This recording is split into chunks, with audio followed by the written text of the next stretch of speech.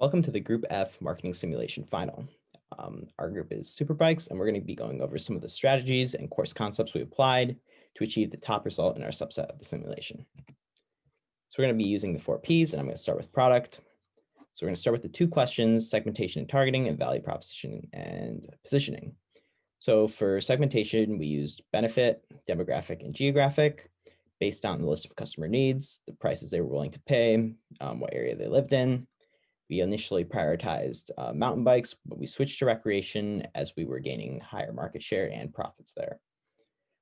In terms of positioning, we had 2 strategies. One was having the same amount of features as our competitors and just undercutting their prices. So that would be the same for less.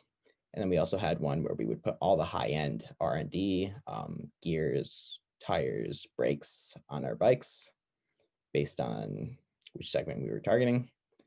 And we would price it around the same as our competitors' high-end bikes. So it would kind of be a more for the same sort of deal there.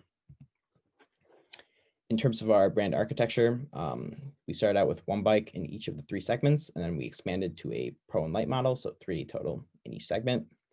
That's an example of our product line stretching and development. We still tried to maintain some sense of product line consistency. So all our bikes had decals and special designs. Not going to go through all the features, but especially on those lower end bikes, we had to prioritize features that each segment wanted.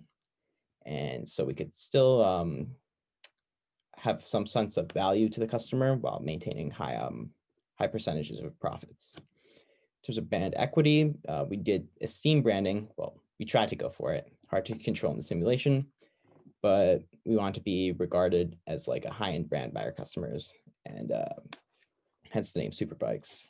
On the right, you can see like the numbers we had. We had the top rated recreation and mountain bike, and then speed was 1 less than our competitors.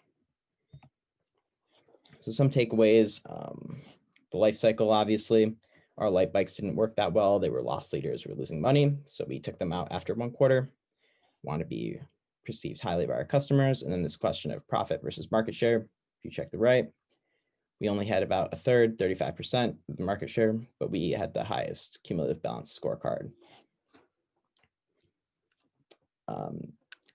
Some of the restrictions of the simulation in terms of product: there was a simplified life cycle, so there was no running experiments, there's no giving out surveys to see which features customers liked, there's no prototyping, and also in terms of stats and analysis, there were not like specific KPIs used to gauge brand and product specifics. So they gave us a number 1 through 100. And they also gave us like a scale: good, average, excellent. So things such as customer lifetime value, or like some of those surveys on which products they liked, when they were buying it, where they were buying it. This would have helped a lot in changing both our product, advertising, and pricing decisions. To price our bikes, we mostly use value-based pricing mechanism and competition-based pricing mechanisms. When we first introduced our speed bike model, we used market penetration strategy for the first and only time and set the price lower than the existing competitor. We quickly learned that our consumers prefer quality, meaning the better spec, over the affordability, as our very first mountain bike, which did not have the best spec yet fairly priced, only sold 49 units and made losses, while our second mountain bike, Super Mountain, which has the best spec at the moment, had a high profitability. Since then, we started building our model with the best spec possible and priced them based on the value. As the chart on the bottom shows, our overall price judgment is perfect for the design purposes. For example, Speed Pro may be too expensive as a recreational or mountain bike, but this model scored 100 as a speed bike. When we introduced our Pro models, we priced them with value-added pricing strategy, as they were the upgraded version of the older models. For the older models, we made a price adjustment with promotional pricing to maintain the demand and acquire greater market share.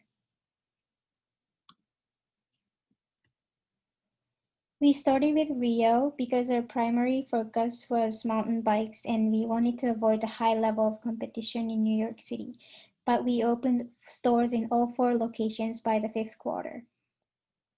Once we opened the stores in all 4 locations, We adjusted the sales force based on the regional demand. As it can be seen in the chart on top, New York City has the highest demand in total, and Amsterdam follows. We hired more workers for the stores in these locations than the other two cities to keep up and boost the demand even more. There are 3 advertisement strategies being adopted in our company. With the introduction of our pro-bag brands, we have been making new adjustments to our advertising strategies to make our customers getting the best understanding of our knowledge of how different the features of our pro-bags are, how do they stand out and function differently from other brands, as well as their value propositions. We have designed the informative advertising strategy for below 3 pro-bag brands, and they are Mountain Pro, Speed Pro, and Rack Pro. Besides that, we tend to emphasize that our bikes are generally known to be highly rated in the market by focusing on presenting our products with the lowest price and the best equipment setup. So persuasive advertising strategy gives us the opportunity to aggregate the attention from our target group of customers easily. We're going to put our ads mostly around social media to trigger a generous response from our customers. Last but not the least, since our company is a typical startup cooperation, we need to strengthen our brand name at all circumstances. At this point, even though we cannot attract as much customers as the majority of our large retailing competitors in the market, we can still inspire our customers to buy products from us and help them to remember what bikes we are basically offering in the market by reinforcing the existing product lines and designs. Our trained staff members at Super Bike stores in New York, Amsterdam, and Bangalore are always ready to fulfill demands through delivering service assistance for customers during their purchasing process. So in order to secure the market shares among those major cities, building decent relationship with customer is extremely important. Regarding to our products, our in-store staff members can give technical maintenance and instruction support to our customers before and after they purchase their bikes. Personal selling strategy enables us to have more personalized communication between us and our potential customers, which makes the entire purchasing process more flexible for us and our customers. So our digital strategy of the promotion mix can be seen through our internet marketing. We provided white pages and generate social media campaign for all of our products. We inspire people to consider bikes as their general transportation and encourage them to ride bikes more during their workout and leisure time by giving them the opportunity to send donations to more homeless people by riding extra miles with our bikes.